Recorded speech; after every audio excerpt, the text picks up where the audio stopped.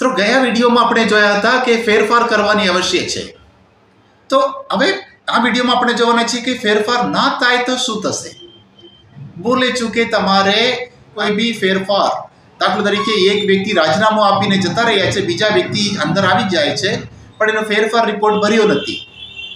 તો તમને ખબર પડે છે કે 2 વર્ષ પછી, 3 વર્ષ પછી, 1 વર્ષ પછી તમને ખબર પડે છે કે આપણે ફેરફાર ભર્યો નથી. તો ચેરિટી કમિશનની અંદર ફેરફાર તો કરવું પડશે. કોઈ બી વકીલ દ્વારા તમે કરી શકો છો.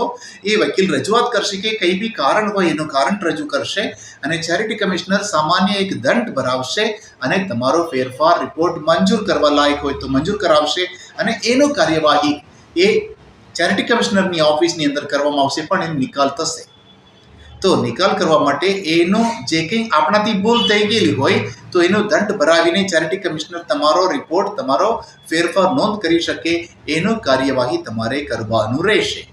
મિત્રો, કોઈ બી તમારે ટ્રસ્ટને લગતા આ કોઈ બી કામ રહી ગયેલું હોય એ કામને કરવા માટે પણ એનું સુવિધા છે.